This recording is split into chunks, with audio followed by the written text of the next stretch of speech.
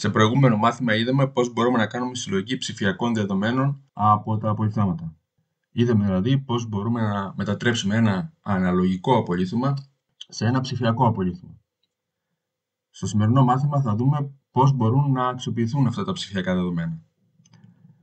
Πιο συγκεκριμένα θα δούμε τα ακόλουθα θέματα. Πώς μπορεί να γίνει ψηφιακή αποκατάσταση των απολιθωμάτων, πώς μπορεί να γίνει η μελέτη της εσωτερικής δομής των απολιθωμάτων, πώς μπορεί να γίνει εμβιομηχανική μελέτη των απολιθωμάτων και πώς μπορεί να γίνει ψηφιακή εκτύπωση των απολιθωμάτων. Ουσιαστικά δηλαδή θα δούμε πώς ένα ψηφιακό απολίθωμα επιστρέφει στην αναλογική μορφή. Άλλο σημαντικό θέμα που σχετίζεται με το παρόν μάθημα είναι η μελέτη των απολιθωμάτων με τη χρήση γεωμετρικής μορφομετρίας. Επειδή το θέμα αυτό είναι πάρα πολύ σημαντικό, θα αφιερώσουμε μια ξεχωριστή ενότητα στην οποία θα αναπτύσσεται καλύτερα αυτή η μέθοδος. Και ξεκινάμε με το αντικείμενο της ψηφιακής αποκατάστασης των απολιθωμάτων. Πολλά απολιθώματα είναι σπασμένα, ημιτελή ή έχουν ρογμές, οι οποίες πρέπει να αποκατασταθούν. Η αποκατάσταση των ρογμών, ειδικά αν έχει συλλέξει τα ψηφιακά δεδομένα μέσω της υπολογιστικής τομογραφίας, είναι σχετικά εύκολη, καθώς φαίνεται πάρα πολύ καλά η ρογμή και μάλιστα φαίνεται πώς συνεχίζει η ρογμή αυτή μέσα στο απολίθωμα, εις βάθος δηλαδή. Όταν είναι κάπως πιο δύσκολα, αν έχει πραγματοποιηθεί μετακίνηση, έστω και μικρή, του ενός κομματιού ως προς το άλλο. Δύσκολη είναι και η συμπλήρωση των κομματιών που λείπουν. Ευτυχώς πάρα πολλοί οργανισμοί έχουν αμφίπλευρη συμμετρία, οπότε κανείς μπορεί να πάρει το κομμάτι που λείπει από την άλλη μεριά, αν είναι διατηρημένο. Ένας άλλος τρόπος είναι να συμπληρώσει το κομμάτι που λείπει από ένα άλλο απολίθωμα του ίδιου είδους, όπου διατηρεί αυτό το τέμαχος. Υπάρχουν διάφορα ψηφιακά εργαλεία με τα οποία μπορεί να γίνει αυτό. Κάποια από αυτά είναι το Maya, ένα άλλο είναι το Blender και ένα άλλο είναι το MeshLab. Πάρα πολλά βίντεο και tutorial στο YouTube, για παράδειγμα, όπου μπορεί κανείς να δει πώς μπορεί να το κάνει αυτό. Σας προτείνω να δείτε το βίντεο που έχει αναρτήσει το κανάλι Virtual Paleontologist, όπου εξηγεί, όπως βλέπετε εδώ πέρα, πώς μπορεί κανείς να αποκαταστήσει ένα απολίθωμα. Συγκεκριμένα γίνεται αποκατάσταση της σωλήνης ενός σαρκοφάγου.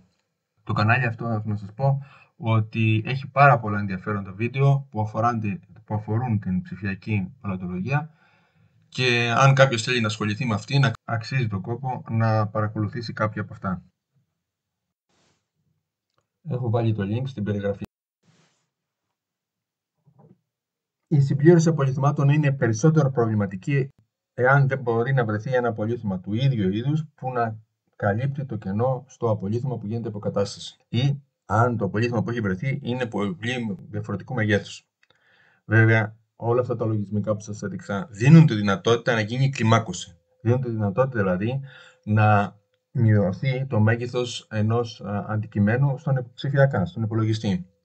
Όμως πολλές φορές οι οργανισμοί δεν μεγαλώνουν ή μικραίνουν τα διάφορα μέρη του σώματος ισομετρικά. Υπάρχει κάτι που ονομάζεται αλομετρία, το έχετε ακούσει και από άλλα μαθήματα, όπου ο τρόπος με τον οποίο γίνεται η κλιμάκωση των διαφόρων οστών, ας πούμε για παράδειγμα, είναι διαφορετικός από την ισομετρία. Επίσης μπορεί κανείς να χρησιμοποιήσει, αν δεν υπάρχουν τέτοια απολιθώματα, δείγματα από άλλους οργανισμούς, οι οποίοι είναι συγγενικοί. Και σε αυτή την περίπτωση όμως υπάρχει το ενδεχόμενο οι συγγενικοί οργανισμοί ναι μεν να μοιάζουν, αλλά να μην είναι απολύτως όμοιοι με το είδος για το οποίο προσπαθούμε να κάνουμε αποκατάσταση. Σε αυτές τις περιπτώσεις βοηθάνε πάρα πολύ οι μέθοδοι οι οποίες στηρίζονται στη γεωμετρική μορφομετρία. Να αναπτύξουμε τις μεθόδους αυτές σε αυτή την ενότητα, σε αυτό το μάθημα. Όμως συνοπτικά, έτσι για να έχετε μια γενική εικόνα για το πώς λειτουργούν, είναι το εξής. Μπορεί κανείς να δει μέσω των μεθόδων αυτών πώς αλλάζει η μορφή ενός οργανισμού με το μέγεθος. Έτσι, όταν κλιμακώνει το αντικείμενο σε μικρότερες ή μεγαλύτερες διαστάσεις, μπορεί η οποία να αντιστοιχεί στη μορφή που θα είχε ένα αντίστοιχο τμήμα, ένας οργανισμός του αντίστοιχου μεγέθους. Μία μεγαλύτερη πρόκληση είναι η ανάταξη δειγμάτων τα οποία έχουν κομματιαστεί σε πολλά τμήματα. Και μάλιστα έχουν κομματιαστεί, αλλά και υπάρχει σχετική μετακίνηση μεταξύ των κομματιών. Σας είπα στην αρχή ότι αν έχουμε μια απλή ρογμή, τότε η πλήρωσή της είναι σχετικά εύκολη. Είναι κάποιος πιο δύσκολα τα πράγματα αν υπάρχει σχετική μετακίνηση του ενός τεμάχους ως προς το άλλο. Φανταστείτε τώρα να έχουμε ένα δείγμα το οποίο έχει κομματιαστεί σε πολλά τμήματα και τα οποία έχουν όλα μετακινηθεί το ένα προς το άλλο. Σε αυτές τις περιπτώσεις, η ψηφιακή ανάταξη των δειγμάτων είναι πολύ δύσκολη. Εξίσου δύσκολη είναι οι περιπτώσεις στα οποία έχει πραγματοποιηθεί μια πλαστική παραμόρφωση του δείγματος. Οπότε, το δείγμα που έχουμε, για παράδειγμα λόγω ύπαρξης πάρα πολύ μικρών ρογμών, έχει ουσιαστικά πλαστικά παραμορφωθεί σε ένα τελείως διαφορετικό σχήμα. Σε αυτές τις περιπτώσεις, η ανάταξη είναι εξαιρετικά δύσκολη. Η ανάταξη είναι δύσκολη ακόμα και αν έχουμε το πραγματικό αντικείμενο. Σε πολλές περιπτώσεις η ανάταξη του φυσικού αντικειμένου είναι σχετικά αδύνατη. Η ψηφιακή ανάταξη του αντικειμένου είναι πιο εύκολη, ειδικά αν έχουμε αξονικές τομογραφίες. Είναι δηλαδή δυνατόν να απομονώσουμε το κάθε τέμαχος ξεχωριστά και μετά, ακολουθώντας διάφορες μεθοδολογίες, να ανατάξουμε το δείγμα. Εδώ βλέπετε ένα τέτοιο παράδειγμα, όπου έχει πραγματοποιηθεί ανάταξη ενός κρανίου πρώιμου χόμο από τα πίδημα. Στην περίπτωση που δεν έχουμε στην κατοχή μας αξονικές τομογραφίες και απλά να έχουμε μια επιφανειακή σάρωση, τότε και σε αυτές τις περιπτώσεις είναι δυνατή η ανάταξη του δείγματος, όμως είναι αρκετά πιο δύσκολη και απαιτεί να γίνουν κάποιες υποθέσεις και παραδοχές σε ό,τι αφορά την παραμόρφωση και την ανάταξη του αντικειμένου. Εδώ βλέπετε το παράδειγμα της δημιουργίας της ανάταξης ενός κρανίου ανάνω από ποτάμο από την Κύπρο. Δεν έχει βρεθεί, μέχρι τώρα δεν έχει δημοσιευτεί κάποιο πλήρες κρανίο από αυτό το ζώο. Οπότε πήραμε τμήματα κρανίων από διάφορα πολυθώματα και κάνοντας κάποιες παραδοχές μπορέσαμε να συγκρουτήσουμε ένα πλήρες κρανίο. Η εικόνα που είδαμε στο προηγούμενο μάθημα που αφορούσε τη συλλογή ψηφιακών δεδομένων έχει να κάνει με την αξονική τομογραφία ή πιο σωστά με την υπολογιστική τομογραφία. Πρόκειται κατά μένα για την πιο ενδιαφέρουσα τεχνική συλλογή ψηφιακών δεδομένων. Παρ' όλα αυτά είναι μια ακριβή τεχνική τόσο σε ό,τι αφορά τον εξοπλισμό όσο και στην επεξεργασία. Δηλαδή πρέπει να δαπανίσει κανείς πολύ χρόνο για να επεξεργαστεί τα ψηφιακά δεδομένα. Παρά τα αυτά, τα δεδομένα που συλλέγονται από την υπολογιστική τομογραφία είναι πραγματικά εκπληκτικά. Μπορούμε να πάρουμε δείγματα πετρωμάτων, στα οποία έχουμε την υποψία ότι υπάρχει κάποιο ενδιαφέρον από λίθωμα εγκλεισμένο μέσα σε αυτά, και να δούμε, χωρίς να χρειαστεί να το κάνουμε ανασκαφή, ποιο είναι αυτό το δείγμα και πώς είναι. Εδώ, για παράδειγμα, βλέπετε ένα μεσοζωικό πτηνό, το κρανίο του οποίου βρέθηκε μέσα σε ένα κομμάτι από κυμολία. Οι ερευνητές αυτοί μπόρεσαν και μελέτησαν την ανατομία αυτού του πτηνού, πρόκειται για ένα νέο είδος πτηνού, χωρίς να ανασκάψουν το πολύθωμα. Η ανασκάφη του οποίου ήταν πάρα πολύ δύσκολη, γιατί πρόκειται για ένα πολύ μικρό δείγμα, αποτελούμενο από πολύ εύθραυστα οστά, εγκλεισμένα μέσα σε ένα πολύ σκληρό πέτρωμα.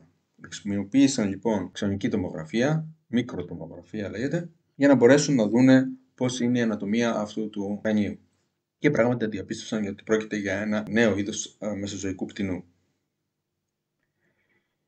Όπως είπα στην αρχή, μπορούμε να δούμε το εσωτερικό των απολιθμάτων. Μπορούμε δηλαδή να πάρουμε ένα απολίθμα το οποίο είναι καθαρισμένο, εντάξει, αλλά μπορούμε να δούμε στο εσωτερικό του ποια είναι η εσωτερική ανατομία αυτού του οστού ή αυτού του κρανίου. Μπορούμε για παράδειγμα να μελετήσουμε την ανατομία του εγκεφάλου. Να πάρουμε άλλες πληροφορίες που αφορούν τα νεύρα του περιφερειακού συστήματος. Επίσης μπορούμε να πάρουμε πληροφορίες για τα αιμοφόρα αγκία. Εδώ βλέπετε ένα άλλο παράδειγμα όπου μελετήθηκε η εσωτερική δομή διαφόρων κόλπων που υπάρχουν στο κρανίο των δεινοσαύρων, για να μελετήσουν ποια είναι η πιθανή λειτουργία αυτών των κόλπων σε αυτούς τους δεινόσαυρους.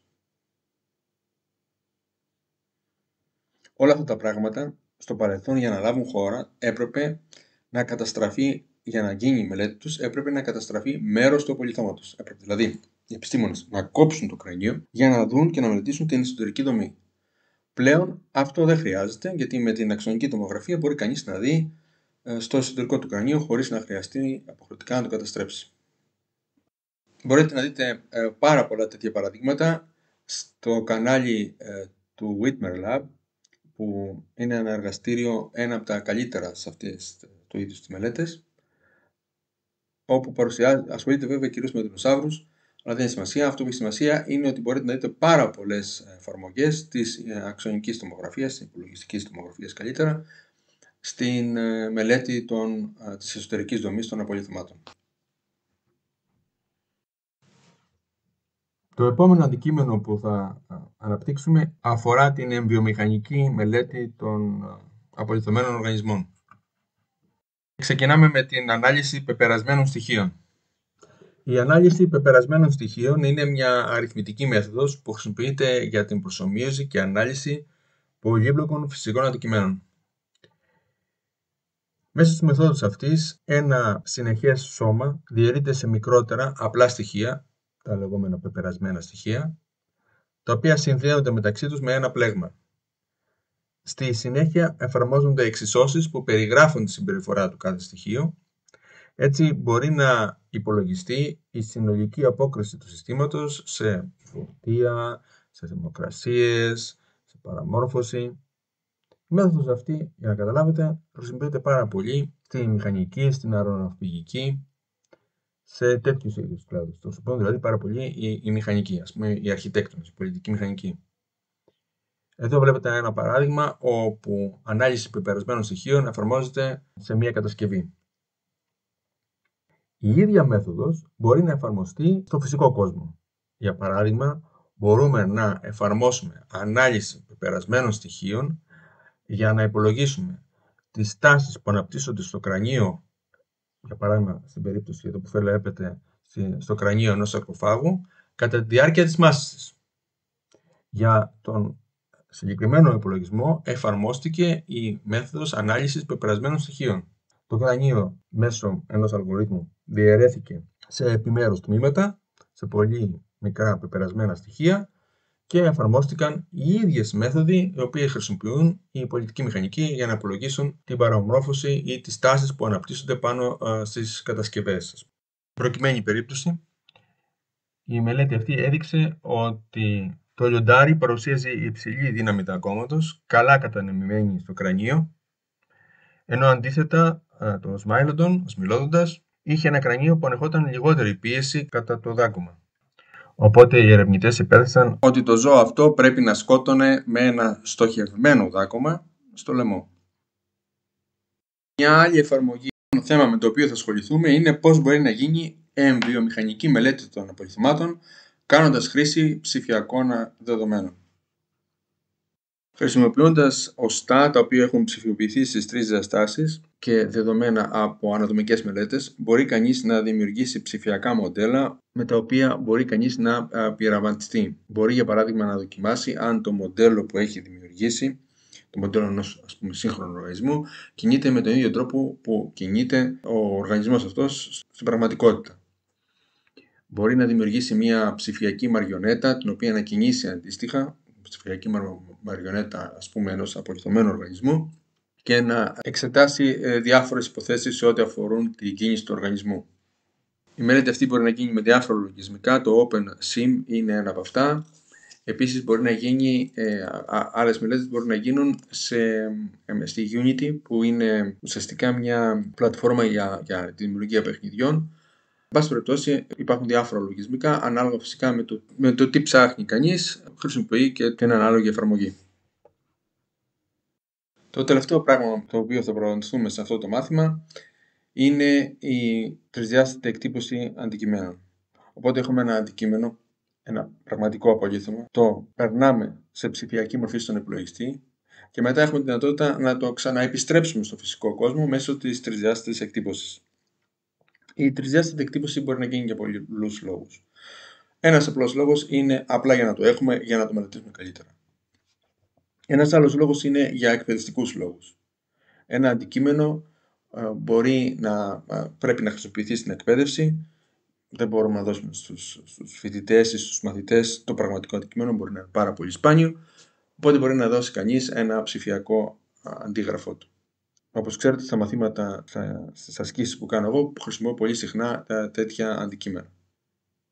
Ένας άλλος λόγος είναι να θέλουμε να το παρουσιάσουμε σε μια έκθεση. Μπορεί στην έκθεση να πρέπει να συναμολογήσουμε ένα σκελετό, να λείπουν τμήματα. Είπαμε στην αρχή πώς αυτά μπορούν να συμπληρωθούν. Να δημιουργήσουμε δηλαδή ένα ψηφιακό μοντέλο του πολυθώματος, να το εκτυπώσουμε και να το παρουσιάσουμε στην έκθεση. Ειδικά αν το αντικείμενο αυτό εκτυπωθεί σε υψηλή ανάλυση και φτιαχτεί, δηλαδή το κάνουμε ρετουσάρισμα και το βάψουμε σωστά, τότε μπορεί να μοιάζει σαν αληθινό. Και αυτό το αντικείμενο μπορεί να εκτεθεί. Υπάρχουν διάφοροι τύποι τρισδιάστατων εκτυπωτών. Κάποιοι από αυτούς πιο συνηθισμένοι είναι οι εκτυπωτές που περιλαμβάνουν μοντελοποίηση με συγχωνευμένη εναπόθεση, οι στερεολιθογραφικοί εκτυπωτές, οι εκτυπωτές επιλεκτικής σύνδεξης με λέιζερ και ούτω καθεξής. Οι εκτυπωτές αυτοί διαφέρουν στον τρόπο με τον οποίο δημιουργείται το μοντέλο. Για παράδειγμα, οι στερεολιθογραφικοί εκτυπωτές λειτουργούν ως εξής. Χρησιμοποιείται μια υγρή ρητίνη, η οποία πολυμερίζεται μέσω υπεραιώδους φωτός ή μέσω ενός λέιζερ.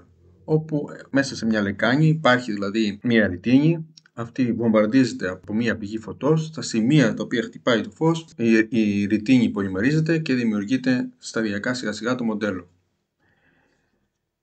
Οι πιο συνήθεις εκτυπωτές είναι οι εκτυπωτές εναπόθεσης, όπου μια πλαστική ουσία υπό τη μορφή νήματος εισέρχεται σε μια θερμαινόμενη κεφαλή, οδηγεί σε τήξη νήματος και η κεφαλή αυτή κινείται και μπορεί να κάνει εναπόθεση της τυγμένης ουσίας πάνω σε μια επιφάνεια. Σιγά σιγά, κατά αυτόν τον τρόπο, χτίζεται το μοντέλο, στρώμα, όλο και πιο ψηλά και σιγά σιγά σταδιακά φτιάχνεται ένα τρισδιάστατο αντικείμενο. Η μέθοδος αυτή, ειδικά η μέθοδος της εναπόθεσης, παίρνει πάρα πολύ χρόνο. Είναι όμως αρκετά φτηνή και τα αναλώσιμα αυτών των εκτυπωτών είναι φτηνά. Αλλά για να καταλάβετε πόσο πολύ χρόνο παίρνει, εδώ βλέπετε κάποια αντικείμενα, αυτά μπορεί να χρειαστούν αρκετές ώρες. Όχι ότι δεν μπορούν να φτιαχτούν μεγάλα μοντέλα με αυτούς τους εκτυπωτές.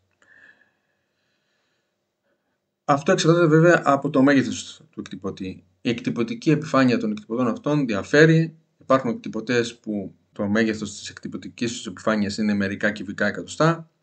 Υπάρχουν κάποιοι που μπορούν να τυπώσουν μέχρι και 1 μέτρο, ίσως και περισσότερο. Αν αυτό που θέλουμε να τυπώσουμε είναι μικρό, είναι εντάξει. Αν είναι μεγάλο, τότε υπάρχουν δύο λύσεις. Ή χρησιμοποιείς ένα μεγάλο εκτυπωτή, ή χρησιμοποιείς μικρούς εκτυπωτές, αλλά το χτίζεις το μοντέλο σε κομμάτια, τα οποία αργότερα τα ενώνεις. Για να δώσω ένα παράδειγμα, εδώ βλέπετε κάποιους εκτυπωτές που έχουμε στο Πανεπιστήμιο Αθηνών. Ίσως κάποιοι από εσάς να τους έχετε δει. Οι εκτυπωτές αυτοί είναι σχετικά μικροί και έχουμε τυπώσει μεγάλα αντικείμενα. Για παράδειγμα, βλέπετε εδώ κάποιους σκελετούς, εδώ κάποια ελάφια και εδώ κάποιον υποπόταμο που έχουν φτιαχτεί με αυτούς τους εκτυπωτές. Απλά η εκτύπωση μας πήρε πάρα πολύ χρόνο, δηλαδή μήνες. Τα μοντέλα αυτά που βλέπετε δεν εκτυπώθηκαν χρωματιστά, εκτυπώθηκαν μονόχρωμα σε ένα χρώμα, λευκό PLA, και αργότερα έγινε ρετουσάρισμα και βαφή, καλλιτεχνική βαφή, ώστε να μοιάζουν με τα αληθινά πολυθώματα τα οποία είχαμε αντιγράψει. Σε άλλα ιδρύματα υπάρχουν μεγαλύτεροι εκτυπωτές, όπου μπορεί το μεγάλα αντικείμενα να εκτυπωθούν μονομοιάς. Σε κάθε περίπτωση, η τρισδιάστατη εκτύπωση είναι μια καινούργια τεχνική, η οποία είναι πάρα πολλά υποσχόμενη. Αυτά είχα να σας πω για το σημερινό μάθημα. Είδαμε λοιπόν τα ακόλουθα θέματα. Πώς τα τρισδιάστατα μοντέλα μπορούν να χρησιμοποιηθούν, πώς μπορεί να γίνει ψηφιακή αποκατάσταση των απολιθωμάτων, πώς μπορεί να γίνει η μελέτη της εσωτερικής δομής των απολιθωμάτων, πώς μπορεί να γίνει εμβιομηχανική μελέτη των απολιθωμάτων και πώς μπορεί να γίνει ψηφιακή εκτύπωση των απολιθωμάτων. Αυτά.